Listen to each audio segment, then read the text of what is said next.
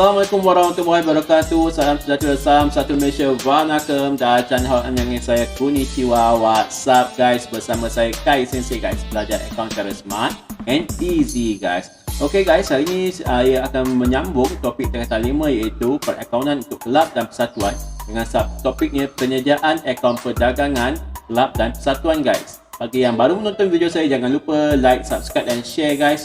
Okay guys, apa kita tunggu lagi? Vamos!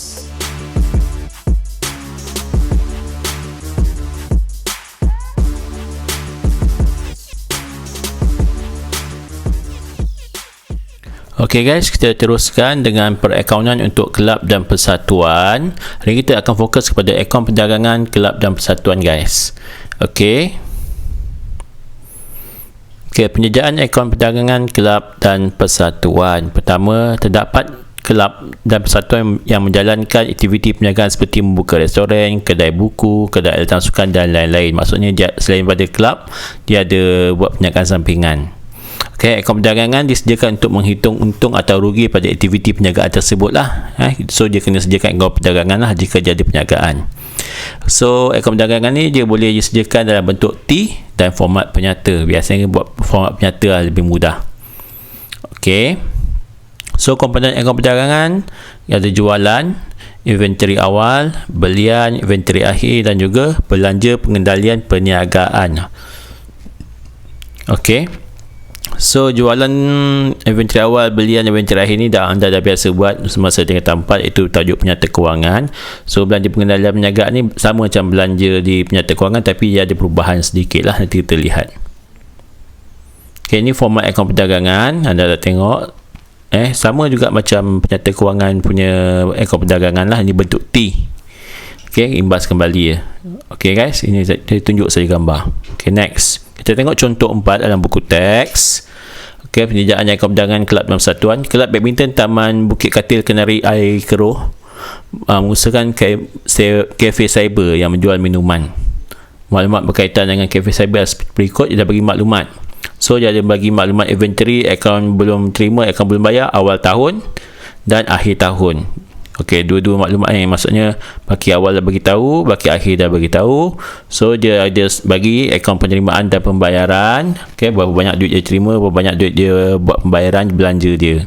So soalan menyatakan sediakan akaun perdagangan kelab badminton Taman Bukit Katil bagi tahun berakhir.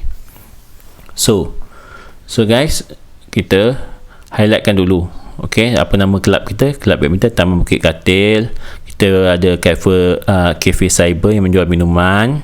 Okay guys, so bila ada akaun belum terima dan akaun belum bayar, bermaksud kita ada jualan dan belian kredit. So untuk mencari jumlah jualan, jumlah jualan ialah jualan tunai tambah jualan kredit. So jualan tunai dah ada dekat akaun penerimaan di bawah tu, debit akaun.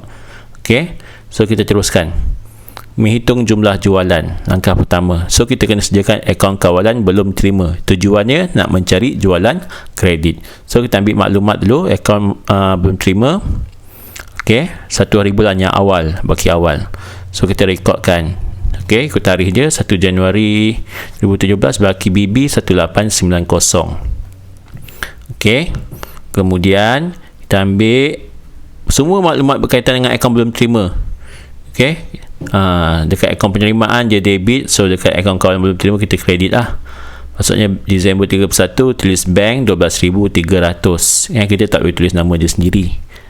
Itu duit yang kita terima di akaun penerimaan, so kita rekod kat situ bank lah. Maksudnya akaun kawalan belum terima ni orang hutang dengan kita lah. So next, so kita masukkan baki akhir dia. Akaun belum terima pada 31 Disember ialah 2110. Kemudian kita jumlahkan bahagian kredit terlebih dahulu 14,410. Kemudian kita pindahkan sebelah debit sebagai jumlah imbangan. Kemudian 14,410 tu kita akan tolakkan dengan baki BB 1890. Kita akan dapat jualan kredit lah 12520. Begitu juga. Dekat sini kalau pelajar lupa format dia, senang je. Anda ingat satu je format ni, akaun kawalan belum terima, ingat format dia. Kemudian lawan dia akaun kawalan belum bayar. Okey, maksudnya di sini baki BB akaun kawalan belum terima dia sebelah debit. So akaun kawalan belum terima, akaun kawalan belum bayar, lawan dia adalah sebelah kredit. Dia berlawanan. Di sini jualan dia debit. So belian dekat akaun kawalan belum bayar adalah kredit. Macam tu. So kita tengok maklumat dia. Kita pindahkan dulu. Baki HB sentiasa pindahkan. Okey, 2110. Kita tengok penerangan dekat bawah. So jumlah jualan ialah jualan tunai tambah jualan kredit.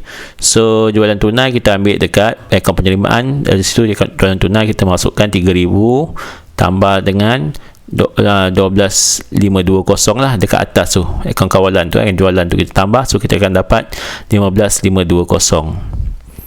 Okey, yang lain info tambahan tu anda baca sendiri ya. Jumlah jualan ialah jualan tunai tambah jualan kredit, dan seterusnya kita akan membuat akaun kawalan belum terima, akaun kawalan belum bayar. Okey, so kita ambil, kita hitung jumlah belian ni.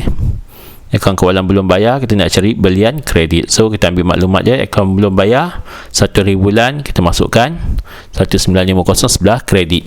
Tengok dia berlawanan dengan akaun kawalan belum terima. Sentiasa berlawanan.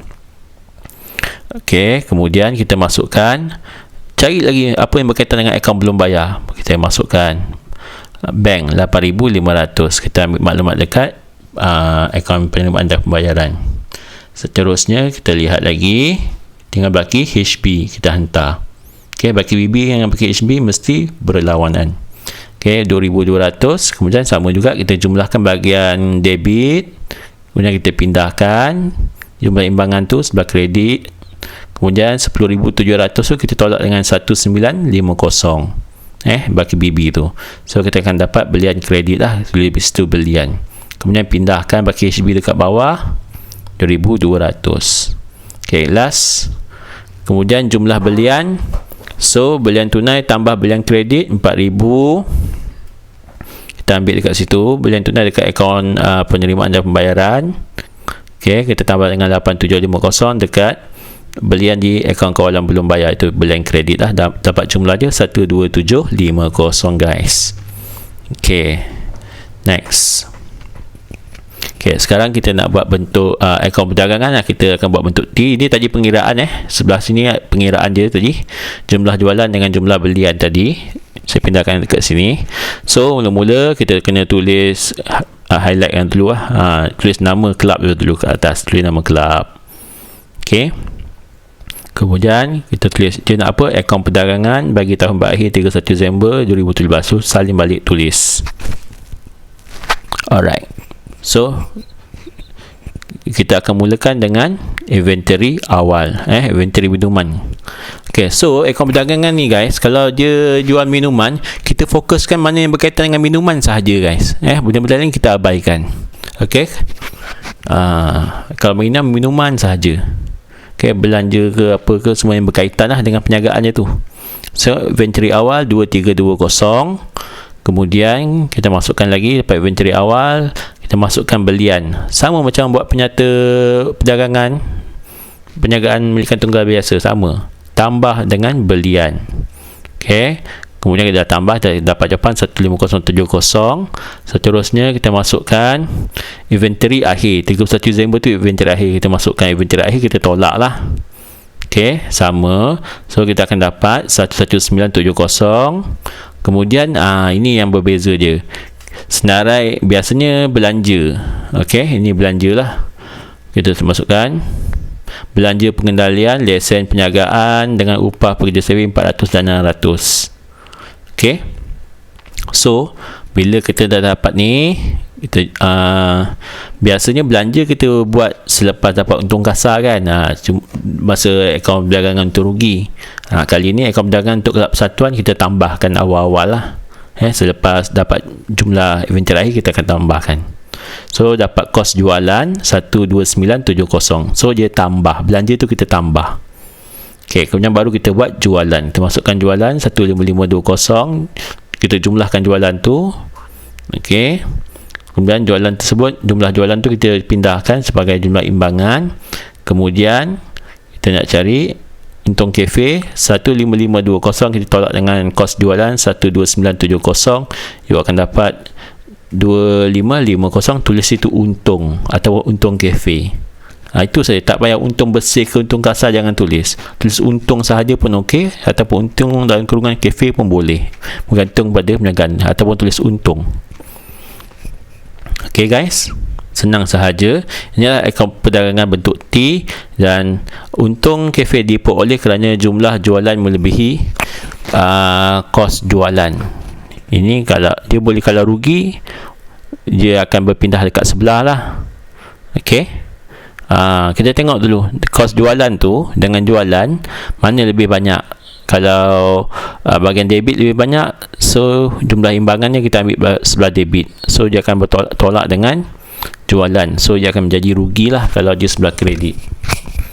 Ok guys, dan sekali ini adalah format penyata guys. Ok, macam biasalah jualan, ok, tolak kos jualan macam biasa, macam penyata kewangan biasa kita tampak dah belajar. So saya tunjukkan gambaran saja, cuma beza dekat sini dia ada lepas inventory akhir dia tambah dengan belanja pengendalian. Ok, biasanya belanja selepas untung kan. Di sini untuk topik ni kita tambahkan dekat inventory akhir. Selepas inventory akhir kita jumlahkan, kemudian kita tolakkan dengan jualan, so kita dapat untung kafe 2550. Kalau jawapan dia negatif, dia adalah rugi. Ok, rugi kafe tu. Kalau rugi pun anda tulis rugi, tak perlu buat kurungan. Ok guys, tengoklah sekali.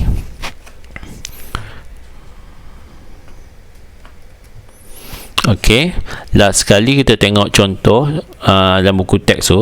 Ini yang paling ringkas.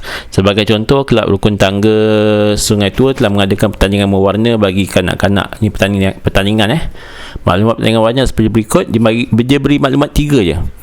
Kutipan pertandingan 3,800, dia pembelian hadiah 1,800, sewa dewan 500. Keuntungan atau kerugian daripada pertandingan dapat ditunjukkan seperti berikut. So kita kena buat penyata mengira untung rugi pertandingan mewarna. Kalau begini senang je, kita ambil berapa kutipan pertandingan, kemudian kita penerimaan kita dapat berapa untuk pertandingan tersebut, fokus untuk pertandingan sahaja, kemudian kita jumlahkan perbelanjaan lah, perbelanjaan untuk pertandingan tu saja, fokuskan pada pertandingan.